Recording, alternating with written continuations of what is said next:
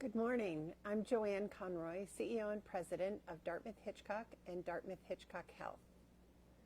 Thank you for joining us again for our Facebook Live session. As many of you know, the World Health Organization has declared COVID-19 to be a pandemic, which is an outbreak that they define as a global impact of a new disease. In New Hampshire, at least now, as we sit here today, we have 6 confirmed cases of COVID-19, with 2 cases currently in Vermont. We still have no cases of COVID-19 here at Dartmouth-Hitchcock Medical Center, and our team is continuing the hard work preparing for what we know is an eventuality of more cases here in the Upper Valley. If you have questions as we move through our interviews with our experts here, please send them to social@hitchcock.org. For today's conversation, I'm talking with 2 of our primary leaders of our response to COVID-19. And joining me first is Dr. Antonia Altomare, our hospital epidemiologist and an infectious disease physician. Halfway through this segment, I'm going to welcome Carol Majewski, who in her day job is our head of Dartmouth-Hitchcock's, she's our chief quality officer for patient experience. But for the last 2 weeks, she has the enviable job of being the head of our incident command team that's been coordinating our response to COVID-19. So welcome, Antonia. Now, we have a number of questions that have come here from our members. Tell me about the current status of COVID-19 in the U.S. and in New Hampshire. Where are we to this point? So I think as many of you have been watching the news, and I have been following the Johns Hopkins live map of COVID-19, what's happening is what we anticipated, and we're seeing a boom of COVID-19 in the U.S. minute to minute, hour to hour. It is different from state to state, and I think that's important, and a recognition of the fact that large cities where more people are closer together are seeing many more cases than perhaps some remote areas. And so we have a variable number of cases across the United States. We're fortunate enough in the New Hampshire and Vermont area to have few, and we're working really hard to continue that trend. But I think we also are preparing for what we know is likely coming, as we've seen go through China and now Italy, and I think it's just a matter of time before our health system is going to be inundated with sick people. So the question on many people's mind is, when will testing be available at Dartmouth-Hitchcock Medical Center? It's kind of been all over the press for the last 24 hours. Yeah, so testing has been difficult due to limited number of test kits that the CDC was pushing out to State Department of Health. And right now in New Hampshire, we have the ability to use either the state lab or contracting with commercial laboratories to send our tests out. But we have been working very hard, starting actually several weeks ago, with the potential to be able to have our own test in-house. And at this time, we're about a week or 2 at most out from getting that operational. So I think that's going to be huge for our population and for being able to expedite testing. Yeah, it's a really fabulous team in pathology and lab medicine that have been working very diligently on this. We're really fortunate to have them here. There's been a lot of planned local activities happening, such as town meetings or school plays. Is it okay to attend these sorts of meetings and activities? And if so, what special precautions should people take? Yeah, this is a great question, because as we're seeing across the country and across the world, communal activities are shutting down. And we had made stipulations at Dartmouth-Hitchcock to even limit the number of gatherings to less than 50 people if possible, trying to really enforce that social distancing, that 6 feet or more, to really prevent ongoing spread. I think the biggest take-home and decision-making as to whether these gatherings should continue is people who are ill should not go. You don't want someone sick going into a large gathering and potentially spreading disease to everyone there. And keeping your distance when you are at them, just because we don't know what the transmissibility is, who's infected when, and when can they start transmitting. Local businesses and schools are making independent decisions on whether to cancel such activities or not. I know the Department of Education is speaking, as we are now, with schools and other settings on whether or not they should even close. And I think things have just been evolving so rapidly hour to hour that more directives are likely coming on that. Yeah. You know, it's interesting. We've talked here about the fact that if schools close, our healthcare workers may not be able to get to work. So it feels like it almost has unintended consequences on the availability of services at some point. Talk a little bit about what social distancing and limiting community meetings does to the spread of the disease through the community. I'm not sure everybody understands the powerful impact that that could have in the spreading of disease. Yeah. So we know not everything about the mode of transmission for this particular virus, because we know that it's present in respiratory secretions, but we're also finding it can be found in stool. So the general recommendation for hygiene, washing hands, or using alcohol-based hand rub is to prevent any contact of your own secretions and transmission of that. We also know from other respiratory viruses that droplets can carry about 6 feet, and that's where kind of that 6 feet limitation comes into play. And if we all stayed at that distance and limited travel, not even just air travel, but other public transportation or travel across state borders, international travel, we know that we could stop this, but it's really hard to stop people from traveling and from congregating. So the best we could do is make the recommendations and really make the recommendations that if you're sick, you should not be traveling, should not be congregating, and you should be coughing into your sleeve, not your hands, and washing hands diligently, decontaminating the environment, as we've said earlier this week. Yep. As I said, everybody needs to get a library card and a good book and stay home. COVID-19 is an illness for which there isn't a vaccine yet. How far are we from having a reliable vaccine? I think the reality is we're probably a year out, which is not going to help perhaps this pandemic. We saw the same thing with rapid development when Ebola was happening, and how quickly or not we could get vaccines developed and going. So we know that there are people diligently working on this process, but this is coming faster than a vaccine is going to be able to stop at this point. Talk a little bit about mobile testing.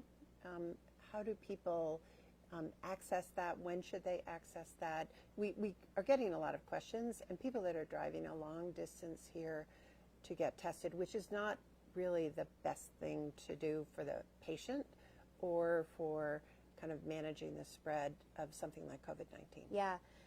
So mobile testing has been a great way to kind of prevent people who are potentially sick coming in and interacting with other people. We've created the model here where if someone needs testing because they've talked to their healthcare provider and the decision was made this person is at risk and we think should be tested, we've created a way that cars can line up in a scheduled fashion and drive through, and we have healthcare providers going out in their full personal protective equipment, grabbing samples, running them to the labs, and the car is on their way. I think it's important to realize that in the situation of having very limited testing kits, we have to be somewhat judicious about who we decide needs testing or not, and so we have created a very comprehensive algorithm of who we think would need testing or not. And a lot of it is patients should call their providers, and their providers talk either to the health department or to us about whether this particular person meets criteria for testing. Now, is the criteria different state to state? So right now, we kind of made this definition very similar to how we made the definition for who was a close contact, because as this is evolving, the CDC and the states are also evolving in their recommendations. So it may in fact differ from state to state. We had come up with kind of a statement of if you're traveling back from any level 2 or 3 travel advisory countries, you would be considered high risk. But as our United States becomes a hotspot, we're now incorporating questioning whether you've been to an area in the United States where there's more than 100 cases. And that's just kind of been a cutoff we've used, and that's obviously going to change as more and more states are seeing more and more cases. Yeah. I think people are absolutely considering their travel by car or by plane to areas that look like they're having blossoming numbers of COVID-19. What type of training do our employees have to control the spread of something like this to keep patients safe? So one of our biggest standard recommendations and policies at the hospital and across our member systems is our Should I Work Today kind of FAQs for employees. And a big piece of that stresses the fact that we work in a high-risk environment and we have potential exposure to infections, but we also can transmit them. And we really want to enforce the fact that if an employee is ill, they should not be coming to work. It's not a badge of honor to work It ill. is not. And if you are, but perhaps don't have a fever, then putting a mask on, a level 2 surgical or procedural mask, would be sufficient in preventing spread. Obviously, if one has a fever, then they absolutely cannot work. So that's what we do to try to protect our other employees and our patients. But when it comes down to caring for a patient with COVID-19 or any other high-risk infection or high-threat infection, we have prepared a group of healthcare workers who are ready and trained with appropriate personal protective equipment. And as we speak, this week alone, we've trained hundreds more to be proficient and confident that they could care for a patient and be protected from any kind of transmission. Yeah. Now, there's another question from our Facebook Live viewers. What is community transmission? And I think we probably have to do a better job talking about containment strategy and mitigation strategy and why we're trying to prevent community transmission. That's a very important distinction because we say we have 6 cases, but what does that mean? What we know of our 6 cases, and even the 2 in Vermont, is that each individual had a very specific risk of why they got this disease, and it was either direct importation from an area in abroad that has COVID-19, or they were in direct contact with a known case here. Right. When we say we have community transmission is when we have a case where we can't seem to link it, and we call it epidemiologic linking, that we can't figure out where this came from. They weren't in contact with a known case here. They didn't have travel. Where did it come from? Then we start to know that, okay, we have this virus circulating in our community and we don't have a link. Now we're concerned that there will be more popping up, and now there's community spread. So that's what we mean when we talk about community spread. And that's when we move from really kind of focusing on close contacts of individuals to actually saying the entire community needs to do things that will mitigate the spread of this. That's right. Because right now with our known 6 cases, we know we've been able to prevent further spread. And we're jumping on it as quickly as we can because we can right now. But the minute it is out in the community, then we have to start intervening in different ways that will mean more social restrictions and stuff like that. Right. There are many more. How do we handle the patients that refuse to wear a mask, are coughing in areas where other patients are located? So we always try to offer masks to those patients. I would have to speak to leadership about how many other interventions we could attempt, but I think if it came down to it and that person was a risk to the patients around them or to our employees, we would really need to involve security and figure out how to make the scene safe, if you will. Right. We can't force it upon them, but I think in the name of public health, we can actually impose certain restrictions. Here's a question about some of the comment I made. Can you talk about what flattening the curve means? Yeah, so there was a great article that had come out about what happens in the height of an outbreak and response to that. There's a certain level of preparedness that our healthcare systems are able to absorb when we have a surge or an influx of sick patients.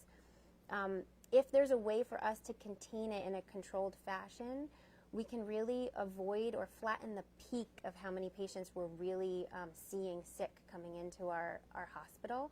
And our objective for the past couple months and really intensely in the last couple weeks has really been planning for how do we prepare for a whole lot of patients in our hospital that are going to be sick and need attention, and kind of space out the transmission. Because the more we space that out, the less sick people will see all at once. Right. So I think there have been some interesting diagrams that when the transmission in the community goes up exponentially, that's when you get this gigantic peak. But if through social distancing, hand washing, being careful about travel, we can actually help spread that out and actually manage that. So maybe fewer people, a small number, will be affected, but it will happen over a period of time rather than all in a concentrated period of time. Yeah, I think unfortunately other areas of the country are experiencing that surge, and it is difficult for health systems to really manage. How do these COVID-19 precautions affect our most vulnerable population or immunocompromised patients? So our intent has always been to protect everyone equally, but we know that this particular infection is disproportionately, at least from a fatality perspective, affecting those that are elderly. And when we mean elderly, don't mean to insult, but it seems that the death rate increases considerably after age 60, and those who do not have strong immune systems, so who are immunocompromised. I think that together with a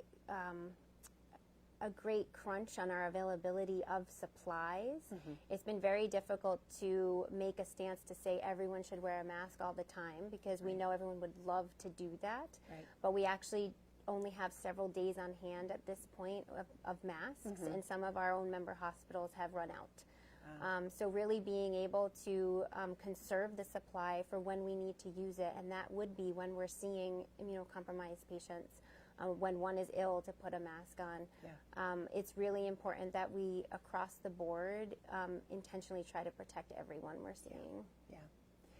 Although I understand there's no cure, are there any drugs that are effective for the symptoms once a patient is diagnosed as positive?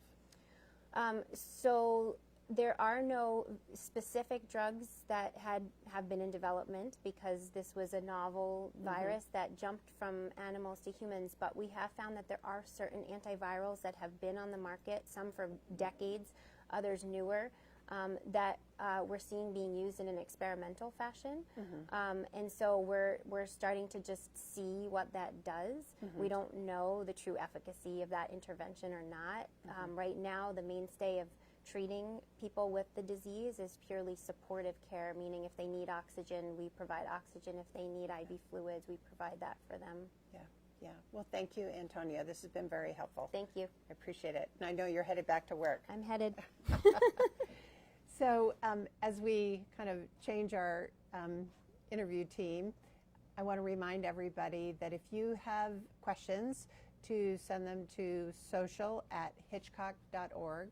I also want to remind people about our hotline. If you have any questions at all about being tested, or you don't understand the information that we posted liberally on our website, the number is 603-650-1818. Or you can visit our website, dartmouthhitchcock.org. I know it's a very interesting day to have this conversation. It is Friday the 13th, and there is a full moon. So mayhem may be afoot, aside from COVID-19.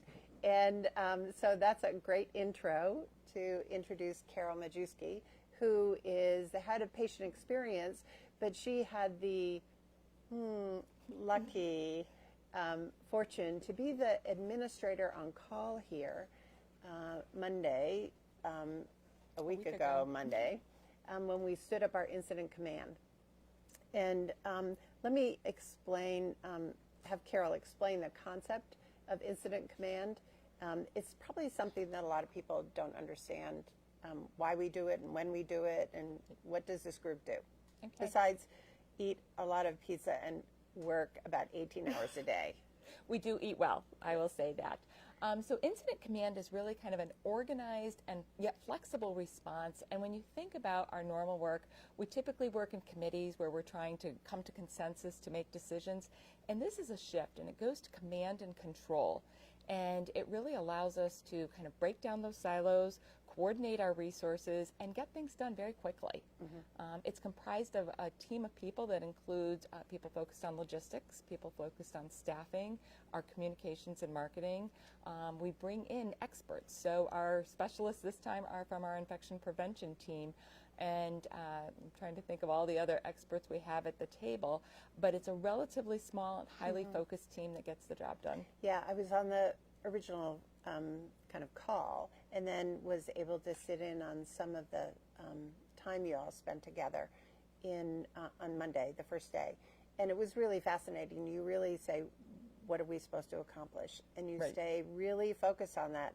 And I was very impressed. It was really keep our patients and our employees safe. Yes. And that was the goal of the group. I also love the fact that you don't have to ask permission for very much. Which is so fun. You get a lot of stuff done. Yes. The only question I was asked was, are we paying everybody we're putting on quarantine? Which I said, yes. We are. What are the mental health implications, do you think, of this pandemic? I know that you guys have been considering everything. Right. We recognize right now, particularly with this pandemic, that there's a lot of conflict in information for people, which can feel very scary. What the media is saying versus what we may be saying, and that contributes to stress and angst. And so we need to be very thoughtful to our responses and trying to create an environment of calm. And so our ability to be prepared, to be thinking about the things that may occur next week and the week after, so that way we can communicate those and relieve some of the anxiety that's occurring right now. Yeah, I was very impressed. You guys were thinking about training and mobile testing, far in advance of really having to use it. I know that with the exception of our emergency management coordinator, Jim Alexander, all the members of Incident Command are volunteers. Who's doing their jobs as they are focusing on Incident Command? And do they have to have any special training? So first of all, a large group of people come together from all areas of the organization and all different roles. And what's wonderful about our organization is the minute one of us steps into this role, it is amazing how many colleagues come to the table to say, how can I help support the work that you would be doing when you're doing this? So we are a collaborative organization, and there is incredible support for who's doing our work when we're doing this. We receive, at the very beginning, Jim spends a lot of time orienting you to the role and to the work. There's a lot of online learning. And again, everybody on the team coaches and mentors each other for continued growth. So we share, what did we learn from the last incident that applies to the next one? And I just need to make a shout out for the people who did the Ebola one many years ago, because all of the work that they did is helping informing the work that we're doing. Oh, wow, that's interesting. Now, you've been on a number of incident commands. I have. And were you the administrator on call for Ebola? For any of them? I've been on the administrator on call for a number of different ones. It's almost hard to think back. I remember the water leak in the neonatal intensive care unit, and we had to talk about diversion and moving the babies and communicating with parents. And I was, I think, the ops chief when we had the Norwegian scabies. So there have been many different things that I've stepped up and jumped into, and you always learn so much from it. So it's a large group, and there's a lot to get done. Yes. What do you think is the key to success to being the incident commander, to really focus the group and accomplish your tasks? I think you need to come in with a positive attitude. I think you need to trust the team.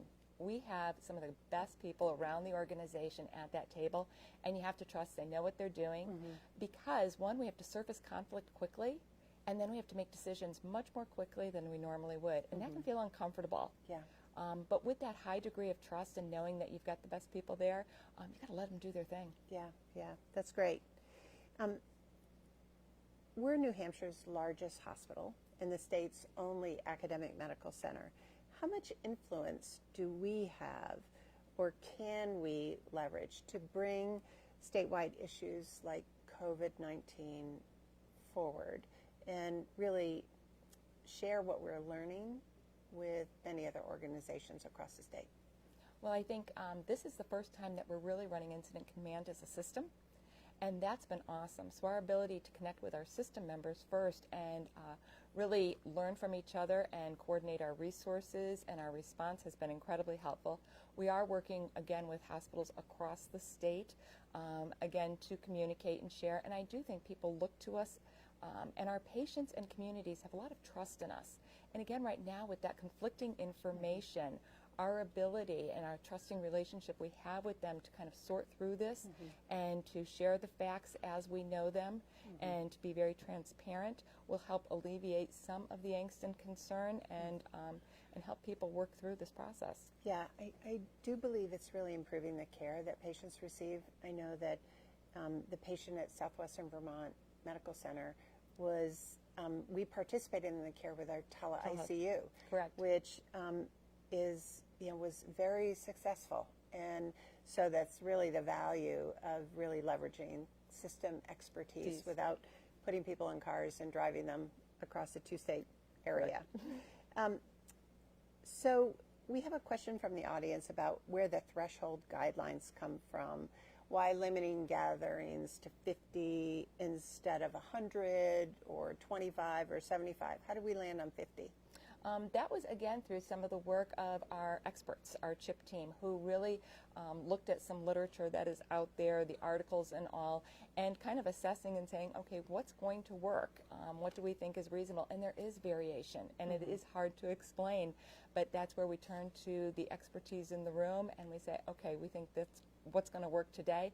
And this has been incredibly fluid and dynamic and can change. It feels like it changes sometimes by the hour. Yeah. So we may have to move that needle again. Yeah.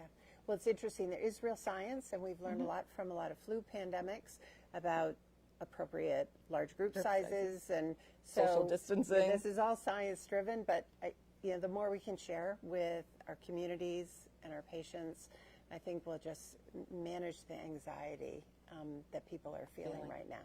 Yes. So I think that's a wrap for today. I want to thank Carol Majewski and Antonia Altomare for participating, and thank all of our viewers out there for sending in some great questions.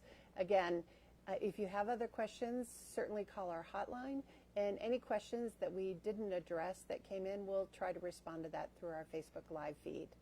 Thank you again. Have a great day.